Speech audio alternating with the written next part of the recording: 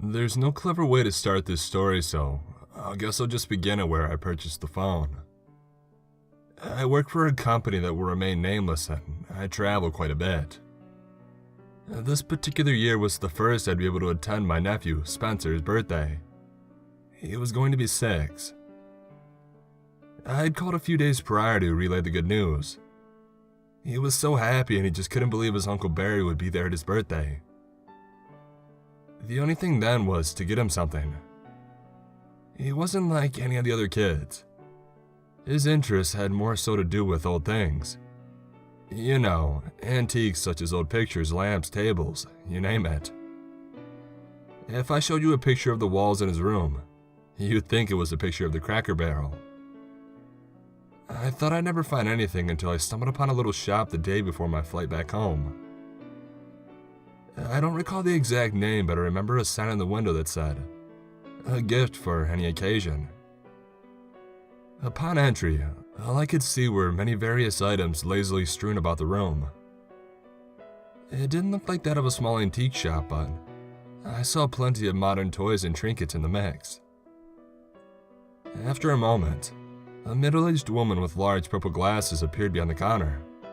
"Well, hello, dear," she said in a sweet southern accent. "What can I do for you today?" I explained to her what I'm looking for. She looked at me inquisitively as I spoke, but it didn't seem like anything I said rang a bell. Though, when I finished, she made a pondering expression and excused herself to the back room. After about 3 minutes, she came back with something under her arm.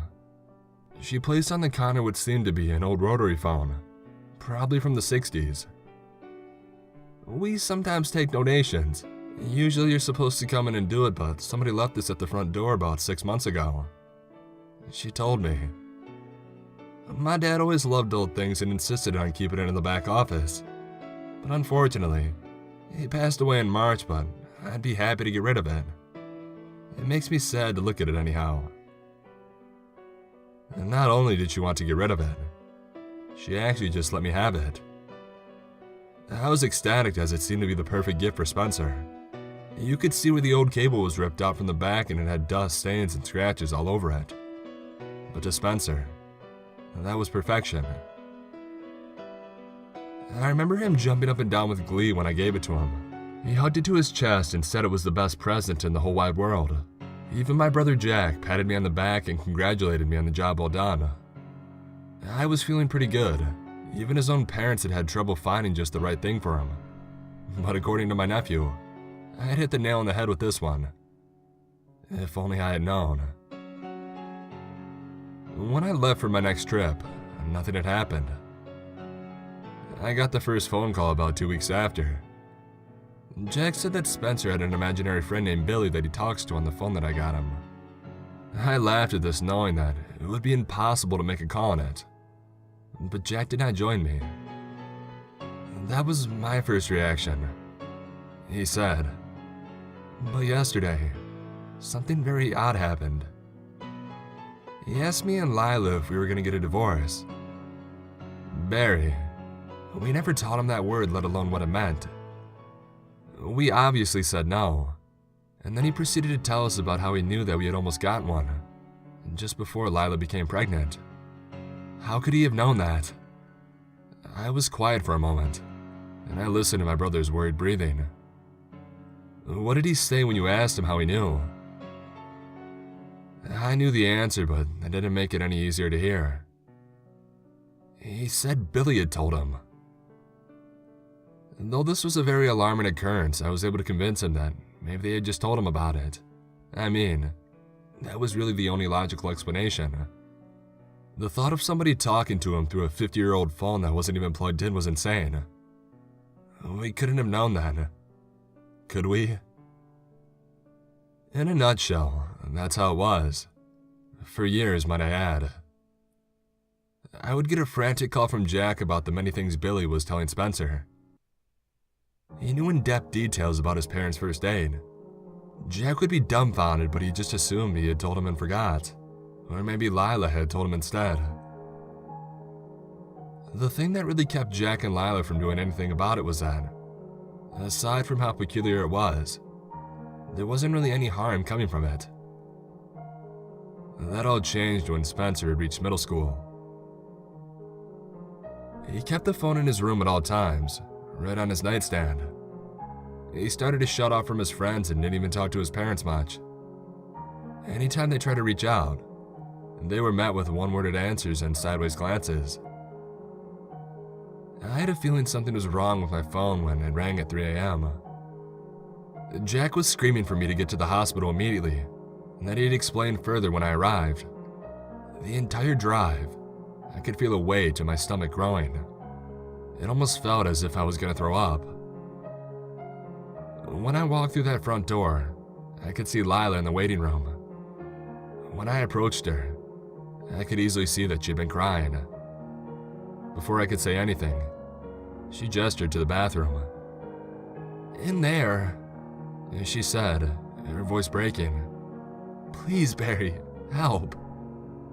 I went inside and I saw Spencer up against the wall, Jack a mere inches from his face.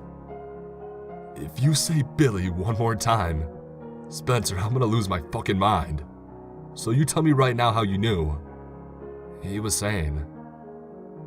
Once my presence was acknowledged, Spencer used a distraction to slip away from his father and hurry out of the door. Jack went for him, but I grabbed him. "What happened? Why are we here?" I said. At first, he just ranted about how fed up he was with Spencer and that phone, and that it had caused nothing but problems over the years and he's about to take it away. It was only when he had finished and calmed down that I got a clear answer. At about 2 a.m., Spencer burst through their bedroom door covered in sweat and tears streaming down his face. He said that Billy had told him that his mom's sister, Erica, had fallen on a knife and was currently bleeding out onto the floor. He knew what room she was in, how she fell, how long she had been there, and even what caused the fall. She had slipped on some water she had forgotten to clean up while chopping vegetables. They had found her unconscious in the kitchen, just like Spencer had said. Despite finding her alive, she didn't make it. She was pronounced dead at 3:45 a.m., June 5th, 2014. The following weeks were incredibly unpleasant for my brother's family. I took time off of work to help out, but I don't think that I did much. I mainly just kept him company and tried to get through to Spencer. I felt that he resented me more than anyone since I was the one who had bought him the phone. After some time, they decided to take him to the doctor for a brain scan. Lila had a cousin who was schizophrenic, and thought maybe he had been unfortunate enough to develop the condition as well. Despite multiple tests, nothing wrong was found. He was able to get some anxiety medication, which did help, but not nearly enough. Life went on to as close as normal as possible. Spencer eventually stopped taking his medication, but it didn't seem like Jack and Lila thought it made much of a difference. He never had another meltdown, but there were days they nearly had to bust down his door to make him go to school. He didn't have any friends. He never dated any girls. Even when he entered high school, his behavior changed very little, if at all. I always told myself that I would talk to him when I had the chance, that I'd reach out and finally be the one to break him away from this. But sadly, I never got the chance. The last call I received about my nephew came a week ago. I'll spare you the details of how the call went, but here's what I learned. Jack was having one of his usual Spencer won't go to school days and was forced to kick in the door. When he entered, Spencer was hanging under the doorframe of his closet, his belt around his neck. Clasped in his right fist was a piece of paper. Angrily scratched into it in red pen was the following. "I hear him in my head now. He follows me wherever I go. I'm sorry." The phone was gone as well. At the funeral, I tried to speak with my brother and his wife, but they didn't have much to say to me. After all, I was the one who had gave him the one thing that started this. I decided to leave them be and hope that one day they could forgive me. I know you're probably thinking the reason I'm writing this is mostly to do with what I've told you so far.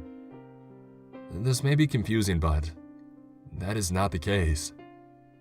All this was merely a setup for what had happened last night.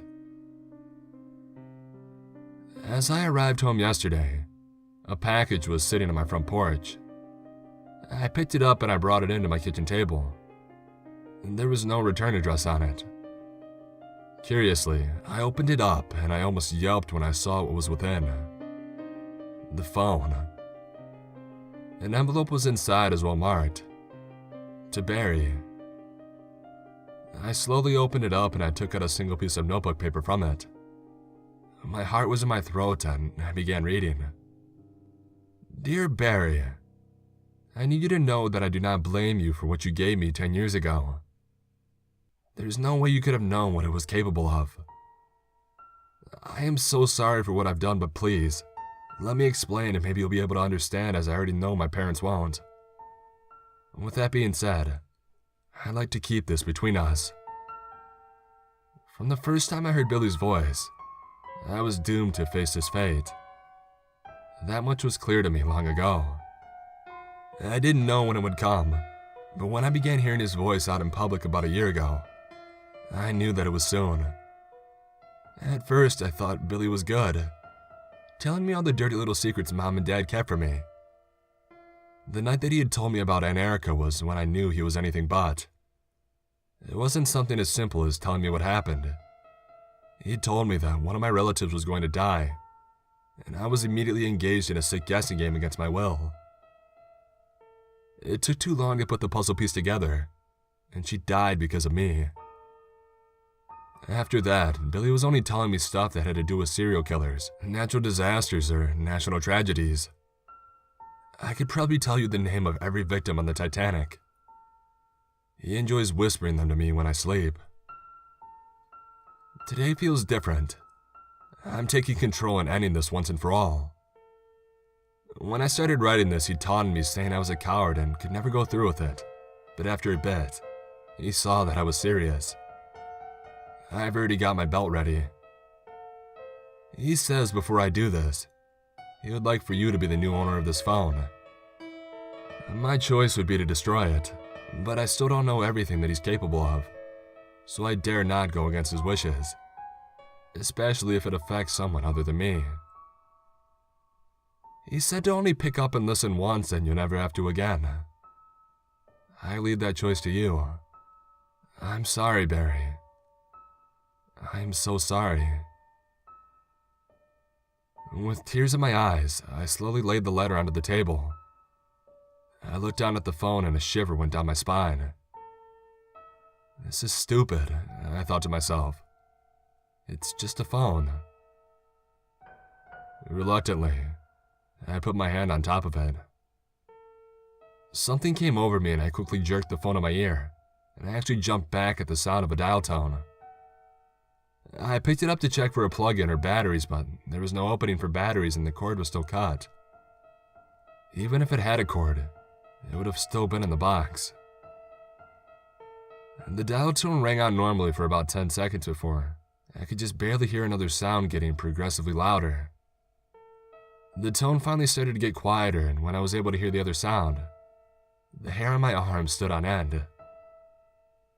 After a few seconds, the dial tone was completely gone, interplaced with that of Spencer screaming and sobbing uncontrollably. Along with him was the crackle of a roaring fire.